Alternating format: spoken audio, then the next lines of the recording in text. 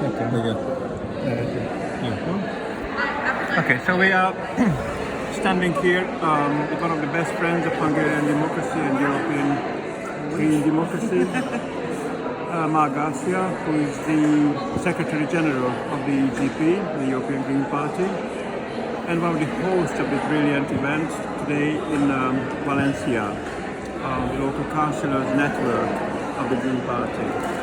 First of all, I'd like to ask Mar to tell our audience about the significance and the timing of this particular event.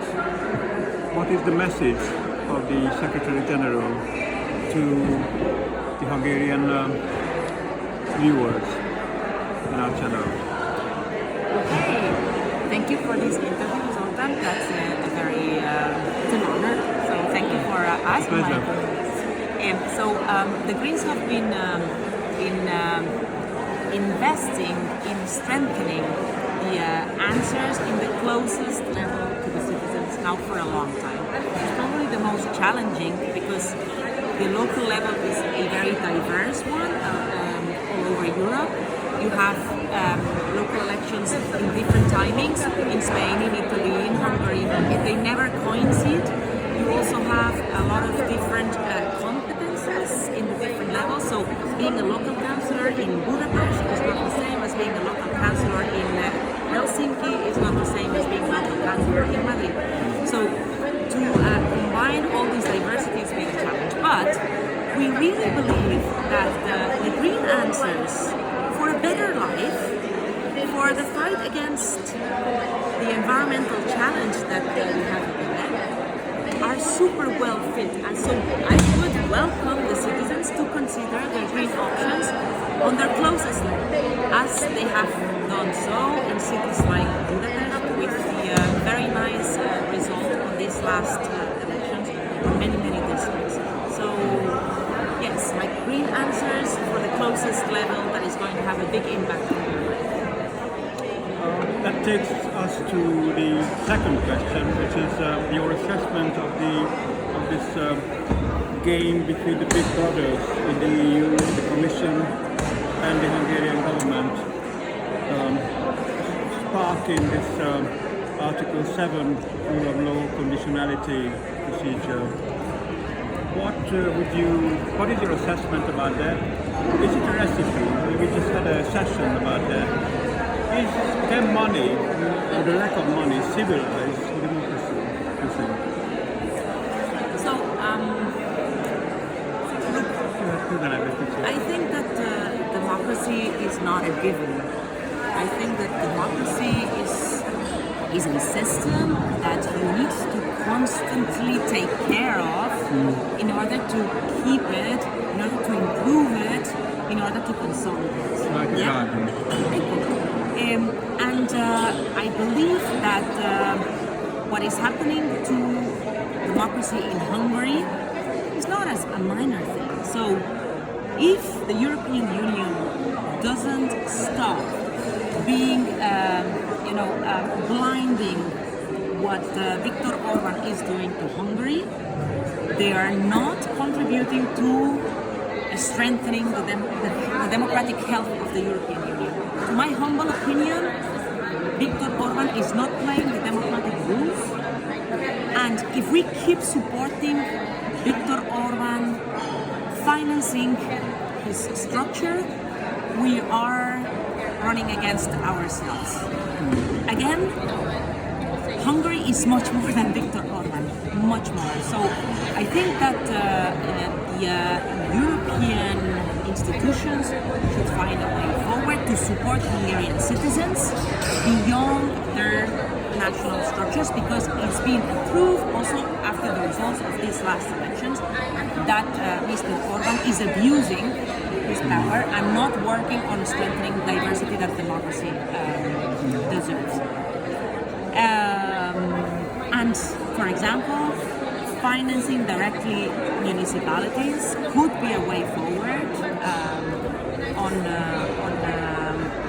overcoming some of the difficulties that nowadays the member states are posing on the European institutions in order to strengthen the rule of law. I mean, while we still have unanimity for a lot of changes, we're not going to move forward as the EU. And the end of unanimity in the European Union is a step forward on strengthening European democracy. I hope we move towards this sooner than later. Thank you. We had a very moving moment in today's conference where we had a special delegation coming from the Ukraine, Green local councillors traveling to Valencia, greeted, hugged by our Secretary General, and a standing ovation several times. This is, of course, a big shadow that is cast over Europe. War. It's not just a war of words or illiberal bastards, but real war with tanks. It's sometimes the feeling in our country.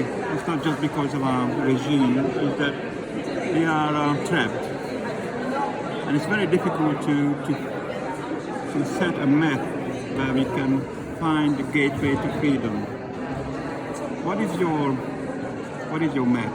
Where is your GPS to get Ukraine and Europe together, and maybe Russia as well as a partner, back to democracy or back on track? Yeah, I mean, it's humans have the wonder of being complex unities in a complex part of this nature system.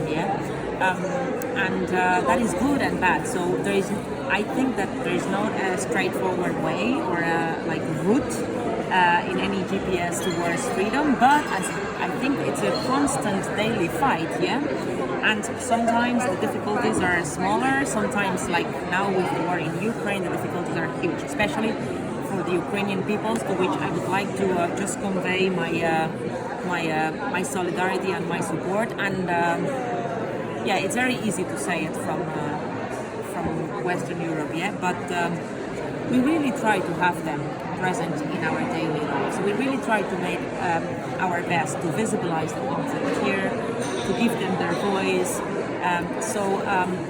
There is this personal dimension that I would like to highlight, because today it was a very emotional moment. So all my solidarity to the Green Ukrainians that are faced with the daily difficulties in these war times, but also I believe that, and we were talking about rule of law. I mean, we do have international laws, and this is being broken. So it's very simple in this sense. For the Greens, the international laws, the United Nations Charter is the guidance. So if Putin's Russian Federation is breaking international laws, this we cannot allow. So I believe that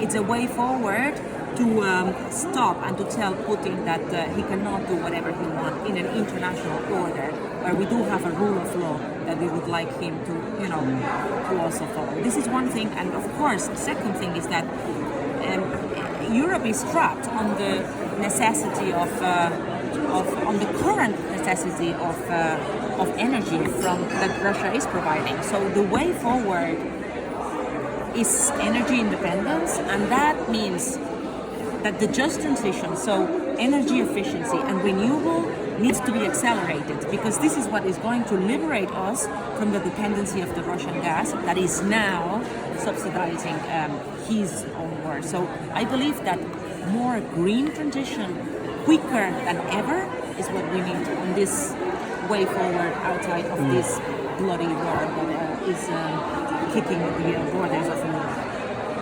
I'm really listening to your words. It makes me proud, really, that we belong to the same family. Yes, and that's very nice, and that's the strength of the Greens. It's just common sense, it's just common sense that we always take the victims very seriously, and we not just show solidarity, but also try to do something positive in the political sense. And ever since we joined the Green family, and ever since we met couple of years ago. And that will bring me slowly to my question to the Secretary General, who's just disclosed the secret to me. He says that this is the last couple of weeks before she will announce her departure from this brilliant position that she fulfilled for about 7.5 years.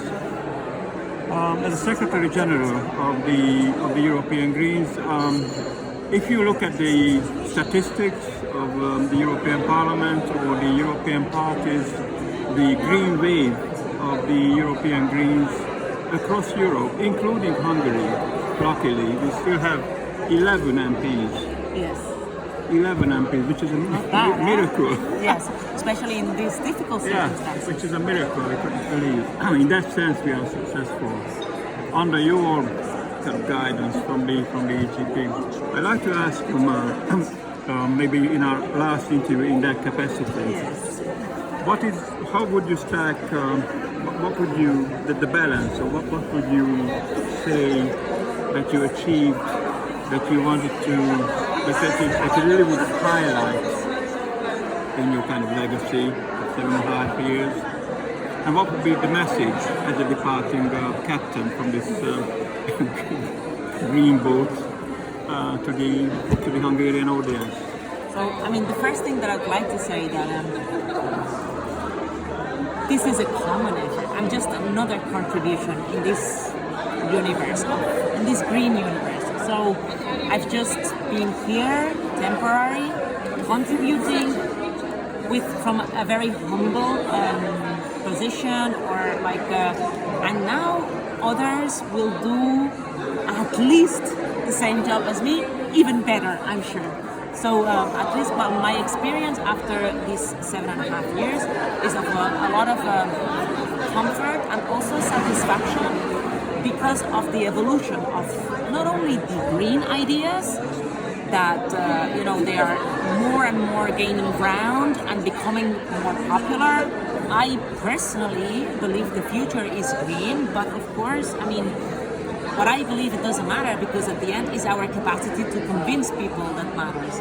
But I think that something that I witnessed is in these years is the green parties as political structures solidifying and evolving into more compact and like solid structures ready to represent the citizens' will. Yeah, and that's what we are. Political parties are instruments to represent the citizens' will in these representative democracies. So we have grown, we have matured as a political structures. We've consolidated our capacity to compromise, our capacity to align. We have evolved. Yeah. So from being smaller, single-issue parties or political structures, look at Hungary. It's a great example. Hungary, despite the disappointing overall results, there is very nice results that we can, of different candidates that we can highlight. And the magic that the six parties managed to, be together and have an alternative proposal. Sorry, but there is a lot of countries that haven't been able to go into that position yet.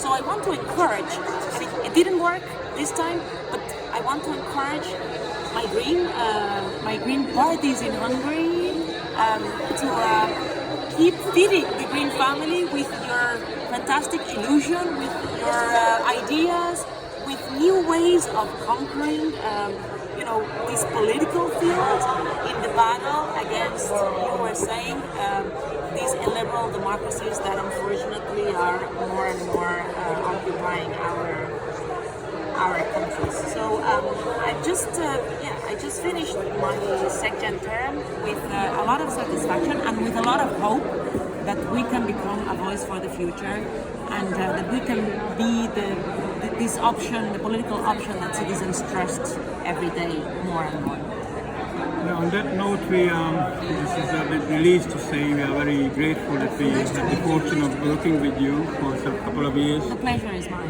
And it's whatever happens and whatever your plans are, we wish you the very best Thank you. success, and we hope to be, and we are sure that we'll be in touch. Thank you very much. Take care, huh? Okay. Take care. Thank you.